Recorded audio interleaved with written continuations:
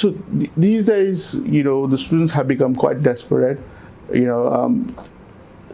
To be honest, they're willing to lose their arm and a leg for a PR. I see so many students that are going to regional areas lately. I'm sure you must have heard of it as well. Do you think they're making a wise decision?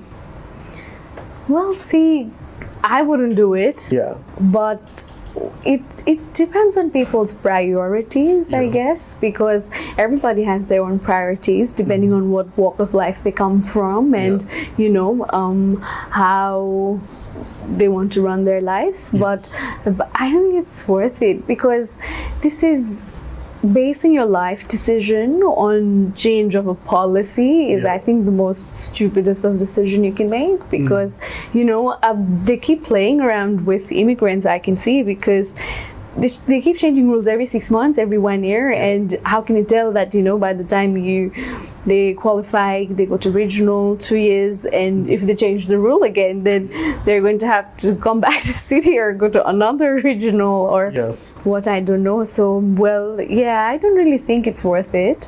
But again, like I said, it depends on whose priority is what, and if that serves their purpose, it's good for them. But I wouldn't personally do it.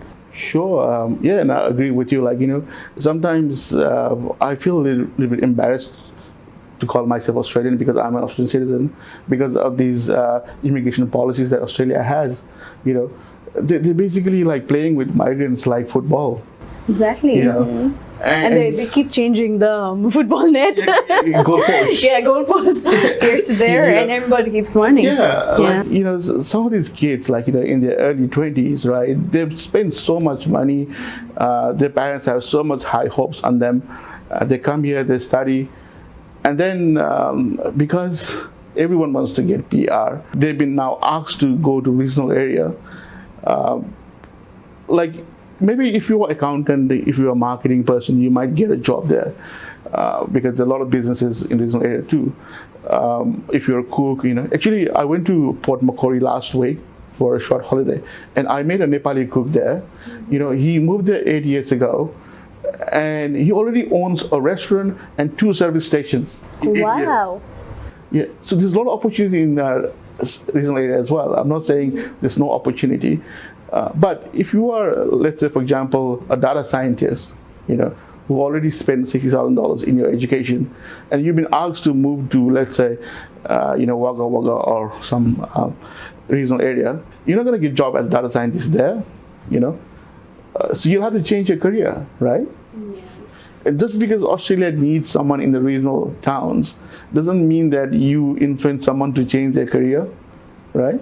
Because that kid, that student's parents might have dreamed about dreamed another future for him, or he personally might have thought about some other plans for his future, to become a data analyst, or to get a job in a multinational, not go and work in a farm, right?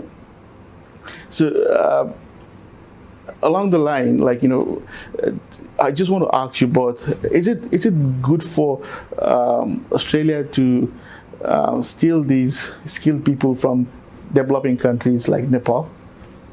What do you think? See, if it's a win-win situation, depending on what someone wants out of life, I think it's fair. Some people, if they were back in Nepal, I have seen so many people who would do nothing if they were back in Nepal. They would just stay home and, just ask pocket money with their parents and not work at all until they're 25.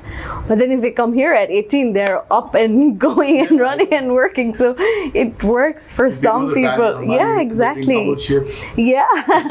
And then also, I think another thing, the matter of fact that I think you need to be away from home for some time to spend some time with yourself, and when you're out of your comfort zone, when you're away in a different country, doesn't necessarily be Australia or wherever, what your strengths are, what your weaknesses are, and if you can actually make good out of it, I think it's fair, if you improve as a person and you develop yourself career-wise, personally, all the ways, it's fair.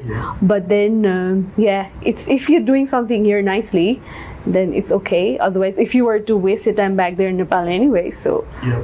Sure. it's not. I mean, definitely, it's good for those who are like young students who are trying to learn more about life, and coming overseas and getting that experience is very good.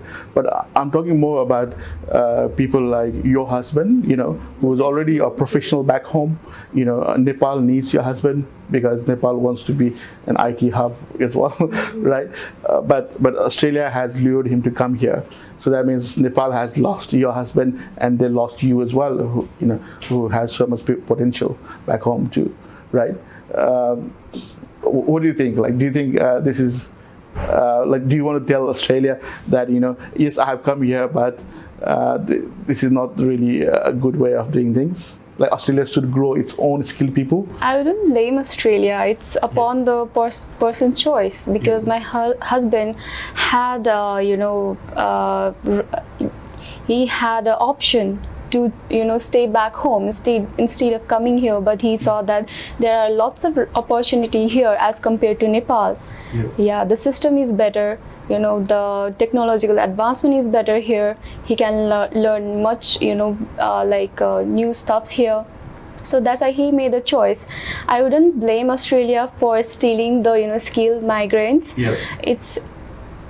They say that the people in Nepal who are skilled, they didn't say that their skills can grow in Nepal as compared to if they migrate to other places, not Australia, US.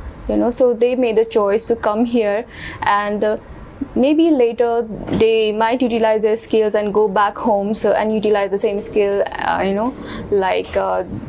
there is one person who came back from US and established Himalayan Java, same like my husband can do as well.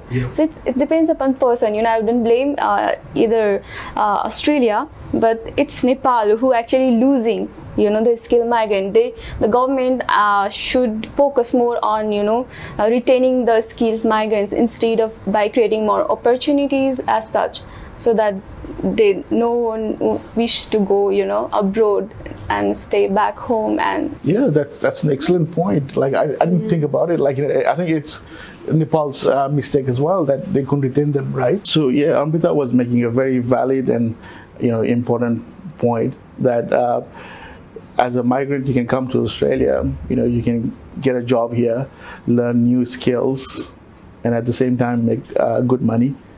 And then you always, you have the option to go back home, right? Yes. When you're ready, right? And I think I do agree with that as well. So it's like, if Australia wants to take advantage of you, you can also take advantage of Australia. It's a win-win, like Kritika said, right? So I